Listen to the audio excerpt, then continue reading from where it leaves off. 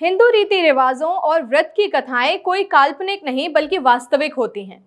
ऐसा ही एक पावन व्रत महालक्ष्मी गज पूजन की बहुत मान्यता है। इस व्रत के दौरान 16 बोल की एक चमत्कारी कहानी भी सुनी जाती है।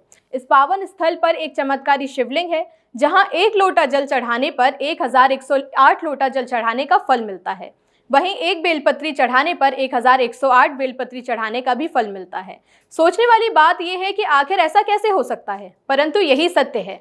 क्या आप जानते हैं कि वो स्थान कहाँ है जहां पर इस बारे में महालक्ष्मी व्रत पूजन की कथा के बारे में बताया जाता है। महिलाओं को ये कथा सुनाई भी जाती है। रायसेन जिले के गैरतगंज तहसील से सटा हुआ है नीलकंठ धाम, जहां 1108 रुद्री का प्राचीन शिवलिंग है, जिस पर 1 लोटा जल चढ़ाने से 1108 लोटा जल चढ़ाने का पुण्य मिलता है और 1 बेलपत्री चढ़ाने से 1108 बेलपत्री का पुण्य मिलता है। ये 500 वर्ष से अधिक प्राचीन स्थान है, जहां राजा मगर सेन ने अपनी पत्नियों के पूजन के लिए भोलेनाथ से प्रार्थना की और ये स्वयंभू शिवलिंग स्थापित किया, जहां एक संत को स्वयं भोलेनाथ ने स्वप्न दिया कि मैं यहाँ पर हूँ, और संत ने यहाँ ये दिव्य शिवलिंग पुनः स्थापित कराया, जिसे आज नीलकंठ धाम के नाम से जाना जाता है। पुराणों के अनुसार माता कुंती ने भी महालक्ष्मी व्रत में हाथी की पूजन की थी और 16 बोल की यही कहानी सुनी थी। आज भी ये गांव परपट्टन की जगह पाटन गांव कहलाने लगा है।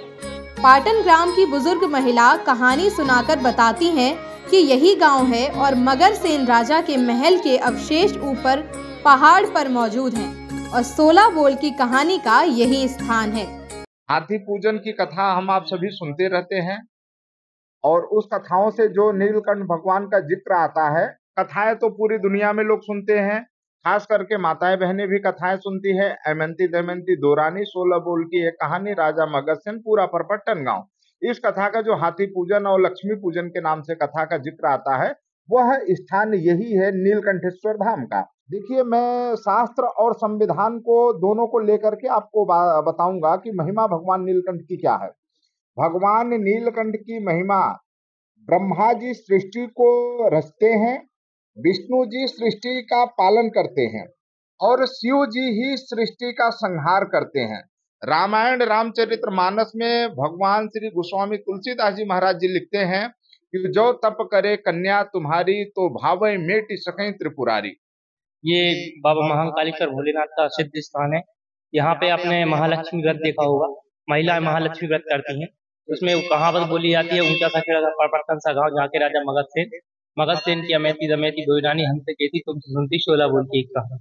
ये वही स्थान है, यहीं से महालक्ष्मी व्रत का प्रारंभ हुआ है, लेकिन ये गुमनामी के अंधेरे में लुप्त है यहाँ पर। लेकिन ये ऐसी महिमा है यहाँ स्थान की कि ये जो मनोकामनापन करते हैं ये पूज करते हैं भगवान। सावन के महीने में भक्त नर्मदा से जल लाकर यहाँ कावड़ चढ़ाते हैं।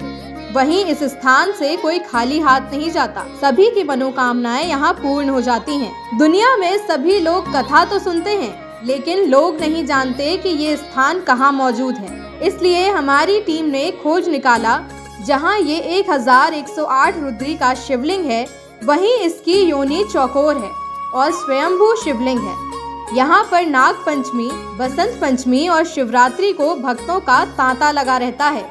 यहाँ पर सिद्ध धूनी है, जिसमें अग्नि हमेशा रहती है।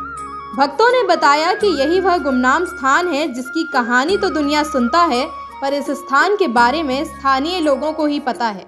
यहाँ पर एक महंत हैं जो हमेशा ही बाबा की सेवा करते रहते हैं। महाकाल बाबा ने मीडिया को बताया कि यही की महिमा है जो कि कहानियों में प्रख्यात है। महालक्ष्मी व्रत के 16 बोल की कहानी के गुमनाम स्थान की गुत्थी आखिर सुलझी गई। हिंदू रीति रिवाजों और त्योहारों की यही खासियत है कि इनकी कथाएं काल्पनिक नहीं बल्कि वास्तविक होती हैं। फिलहाल के लिए इतना ही। हमें दीजिए इजाजत, जल्द लौटेंगे नई कहानी लेकर।